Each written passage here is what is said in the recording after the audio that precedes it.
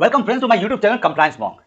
Today, the EPFO department finally released that circular which we all were waiting for.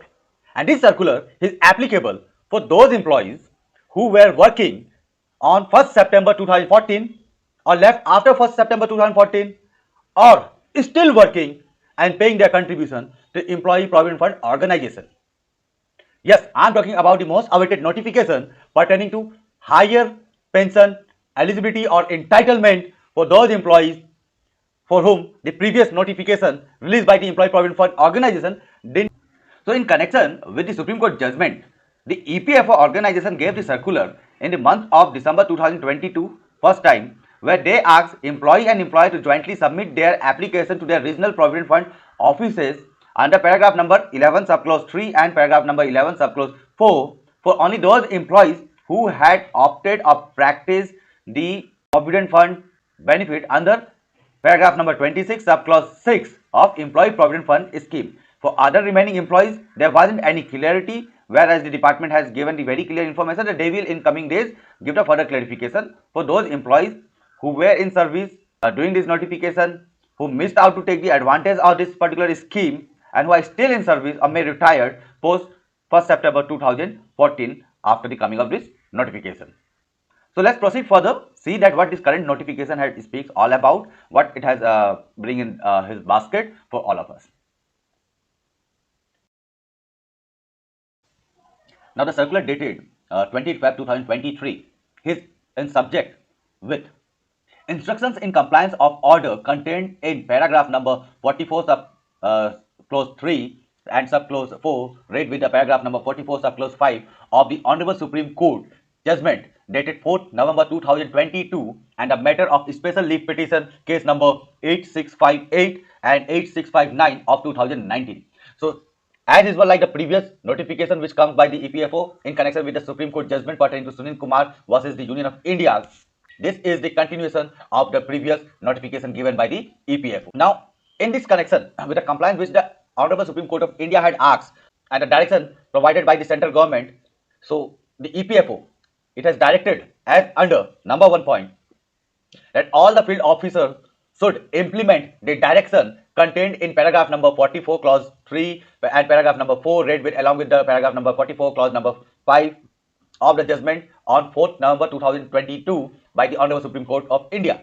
So here in this notification, again like the previous notification, they had cut copy paste the entire those paragraph which was mentioned in the Sunil Kumar case as it is, and according to those para only, the further instructions were given to all the field officers to implement the higher pension provision for the other categories of employees for which we are talking today. Now let's see what this paragraph speaks before proceeding further. Now paragraph number 44 subclause 3 of the case number 8659 and 8658 of 2019, that is Sunil Kumar case and the other.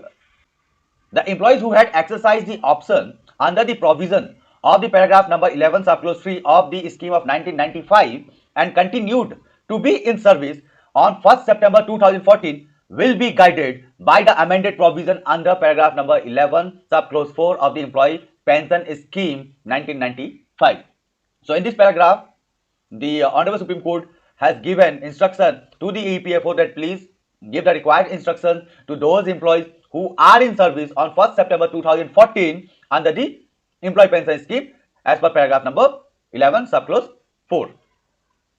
Now paragraph number 44 subclause 4 of the Sunil Kumar and the other versus Union of India case speaks the member of the scheme who did not exercise the option and contemplated in the provision of 11 subclause 3 of the pension scheme as it was before the amendment would be entitled to exercise the option under paragraph number 11 subclause 4 of the scheme post amendment scheme also. So their right to exercise the option before 1st September 2014 stand crystallized in the judgment of this court. And in the case of R.C. Gupta, for which you can refer to my previous video on this topic, the scheme as it stood before 1st September 2014 did not provide any cut-off date, and thus those members shall be entitled to exercise the option in terms of paragraph number 11 subclause 4 of the employee pension scheme as it stands at present. There was uncertainty in regard to validity of the post amendment scheme, which was quashed by the court, which was quashed by the aforesaid judgment of the High Court. And thus, in very bold letter, the notification had already highlighted that all the employees who did not exercise the option but were entitled to do so but could not do due to the interpretation of the cutoff date by the authority ought to be given a further chance to exercise their scheme. Thus, the time to exercise the option under paragraph 11 subclause 4 for the scheme under the circumstances shall stand extended by further period of 4 months. So here the department have given the further extension of 4 months by as per the instructions given by the Supreme Court of India under the case of Sunil Kumar and the others versus the Union of India. The notification also asks read with the paragraph number 44 subclause 4 of the judgment passed by the Hon'ble Supreme Court of India. Now let's see what does paragraph number 44 subclause 5 speaks. It speaks that the employees who had retired prior to the 1st September 2014 without exercising any option under paragraph number 11 subclause 3 of the employee pension scheme here already extended from the membership thereof, and they would not be entitled to the benefit of the judgment. So by this particular paragraph, it is very much clear that the employee who retired before 1st September 2014 and without exercising the option of paragraph number 11 subclause 3, that is the contribution paying above the ceiling amount under paragraph number 26 subclause 6 of the EPS of the Employee Provident Fund scheme, such employee shall not be entitled to take the benefit of this judgment. So finally, by this circular, the EPFO had shown a clear intention that how they want to take it ahead the entire pension benefit prescribed under the paragraph number 11 subclause 3 and 4, and for the employees who were entitled by the paragraph number 26 subclause 6 and the EPF scheme, and thus by the virtue of Hon'ble Supreme Court of India judgment dated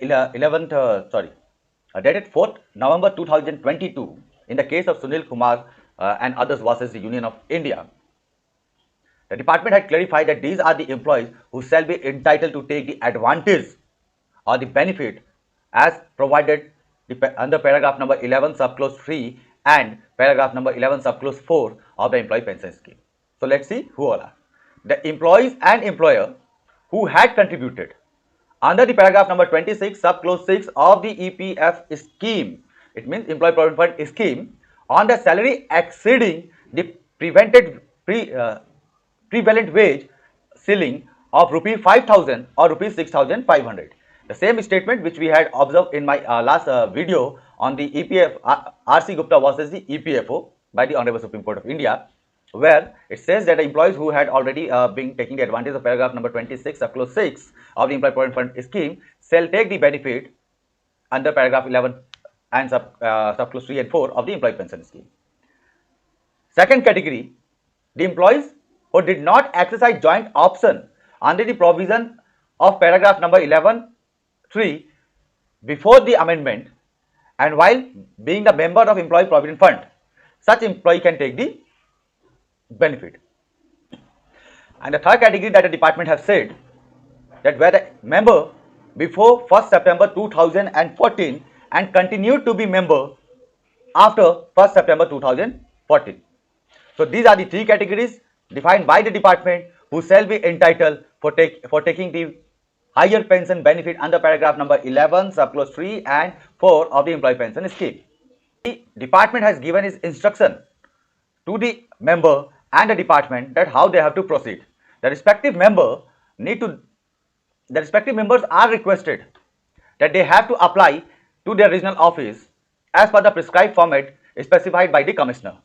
So please wait and see what is the actual format given by the commissioner. In that specific prescribed format, we have to proceed with our regional office.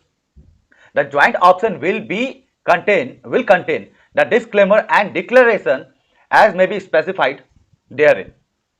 In the case of sharing, require adjustment from the provident fund to the pension fund, and if any redeposit to the fund, explicit consent of the employee will be given in the joint option form. Now, in the case of transfer of fund from the exempted provident fund trust to the pension fund of the EPFO, the undertaking of the trustees shall be submitted.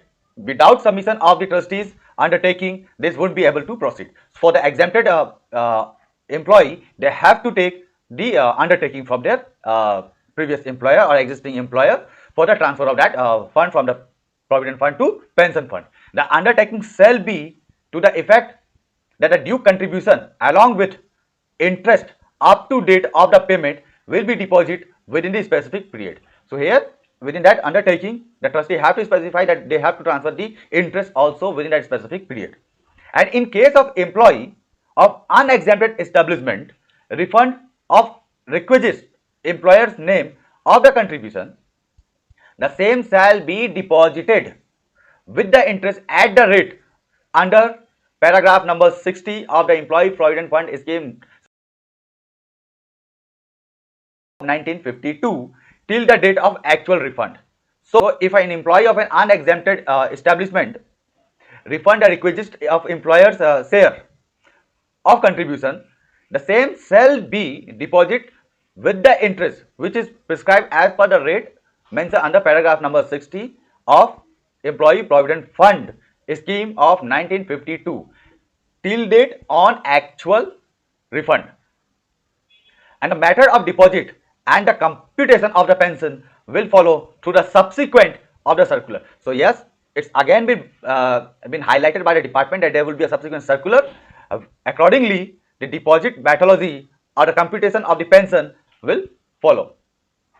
Now, the joint option must contain the proof of remittance of employer's share in provident fund on higher wage exceeding the prevalent wage of rupees 5,000 or rupees 6,500, and the proof of joint option under paragraph number 26 subclause 6 of the Employee Provident Fund Scheme duly verified by the employer. So here employer have to submit the proof and verified that the employee contribution under paragraph number 26 subclause 6 is paid over and above the ceiling amount of rupees 5,000 or 6,500. So here the department also said that all these applications need to be done within the prescribed time limit when received within the period specified. Here the department has given its instruction to the member and the department that how they have to proceed. The respective members are requested that they have to apply to their regional office as per the prescribed format specified by the commissioner. So please wait and see what is the actual format given by the commissioner. In that specific prescribed format, we have to proceed with our regional office. The joint option will contain the disclaimer and declaration as may be specified therein. In the case of sharing, require adjustment from the provident fund to the pension fund, and if any redeposit to the fund, explicit consent of the employee will be given in the joint option form. Finally, this third notification on higher pension is in front of all of us. Now, after this video, I will request you all, just please go through this notification in detail to discuss with other learned member. And if you have any query, please write down in the comment below section so that I can come back and respond to you. And if you like and you want me to make more such video, please do share your feedback in the comment section. Do subscribe this channel, and thank you.